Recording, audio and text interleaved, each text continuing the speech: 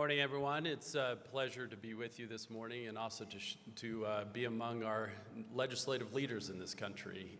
I'm also grateful to Chairman Stuart Adams, a great Senate president here in our state, and also for everything that you do to ensure that there's access to everyone here, regardless of their background, and that we're working together to create pathways to opportunity. So thank you also.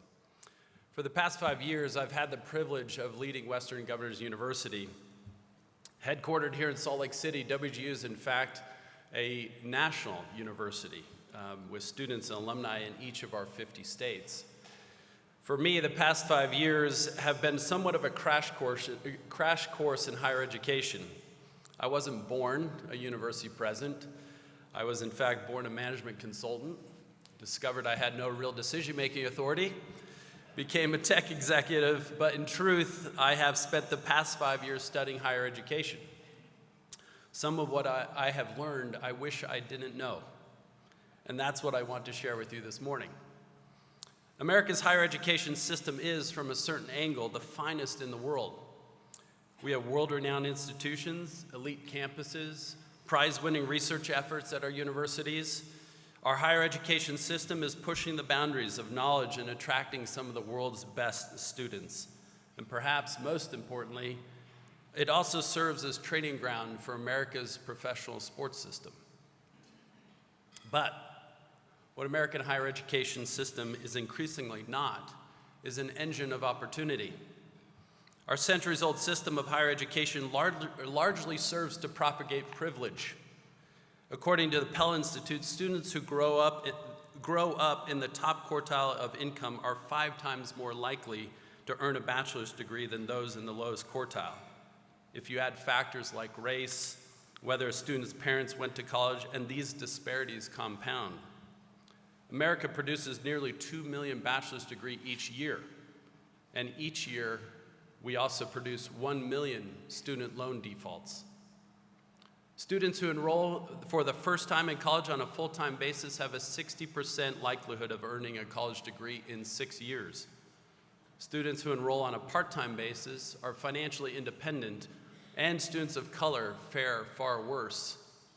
Since 1985, the cost of attaining a degree when adjusted for inflation has increased 150%. That's 2.5 times more expensive than when I started college. With ever-widening missions, scaling operations, and budgets dedicated to providing a fulfilling emerging adult experience, backed by free-flowing federal student aid, costs have grown at nearly twice the rate of inflation, and that is even higher than the cost of healthcare. Today, the average cost to complete a bachelor's degree is at $90,000, and while graduates are earning a mere $12,500 more 2 years after graduation. Meanwhile, only 21% of adults believe college is affordable, 61% believe it is accessible, a shocking 6% of graduates believed college prepared them for success. Only 50% of employers believe higher ed produces job-ready graduates, and roughly 75% of graduates attain full-time employment. Is it any wonder that only 38% of our graduates believe it was worth the cost? Quality in higher education is not measured by the preparedness of an institution's graduates or the ability to help students persist and complete regardless of income background, gender, race, ethnicity, or otherwise.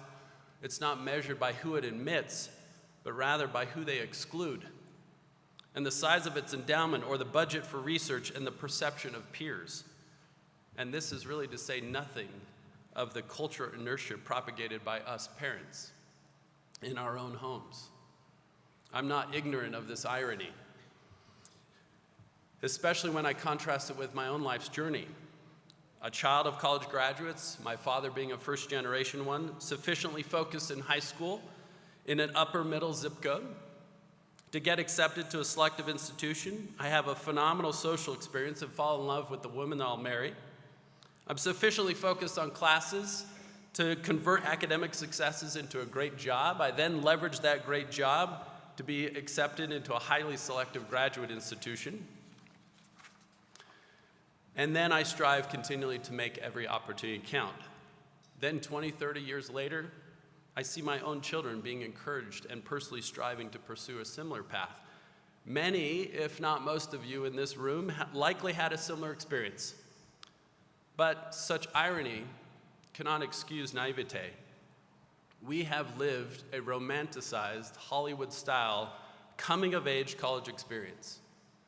And while we may surely desire that for everyone, it has been lived by far too few. And in some regards, it is an experience pursued now as an exclusive luxury good only available through the side door or the rear door. The reality, only 33% of adults hold a bachelor's degree in the United States. Only 42% hold any post-secondary degree, and 8% hold a master's degree. Our talent supply chain, with post-secondary education at its core, is failing far too many friends, colleagues, family members, and beloved citizens of this great country. This disparity only compounds over generations. And yet, since the reemergence of the pandemic, 9 of 10 jobs filled are going to those who hold a degree. It is estimated that in the future of work, 2/3 of all jobs will require a post-secondary credential. If you follow mainstream media narratives of higher education, you will find yourself easily distracted. To some, the core problems in higher education are the implications of teaching things like critical race theory, or how Title IX should be enforced, how to guard free speech, or maybe even how to make college free, or at least paid for by somebody else. Such topics can surely not be entirely dismissed, but the single largest issue in higher education, and arguably one of the greatest risks threatening American prosperity, is this: whether we can reinvent higher education and reinvigorate its promise as the surest path to opportunity, not just for the privileged, but for everyone. Western Governors University was created by a bipartisan group of 19 governors. They believed America could do better in higher education. These governors in 1997 believed in the power and potential of this thing called the internet. It was 1996, so it was still unsure whether that was going to work. And they believed that they could actually extend access to those who had been historically excluded from it, whether those were working learners, rural students, people of color, military families, many who had some college but no degree. In fact, there are roughly 36 million such adults in the United States. WGU was created by states, for states that already had a public higher education system, and in many cases, a renowned public higher education system.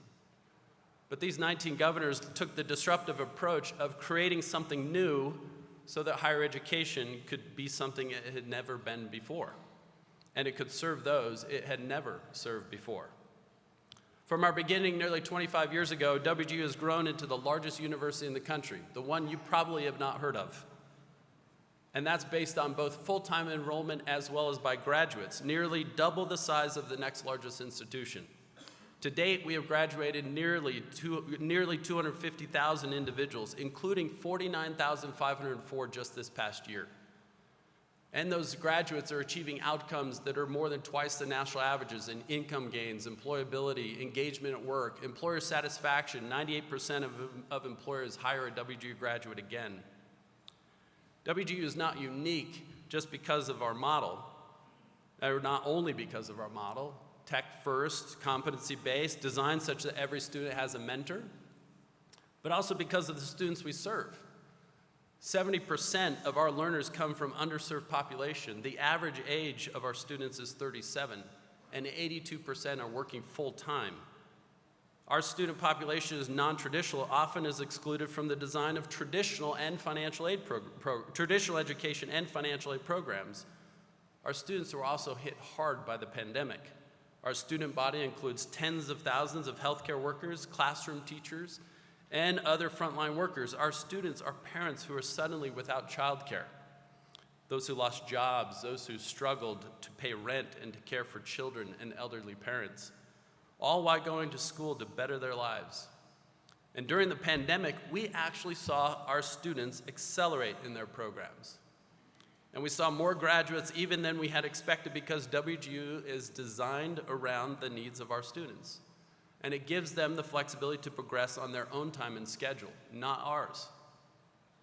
Like many of you, I come to my role as a second career, informed by experience in other sectors, in my case, technology and entrepreneurship.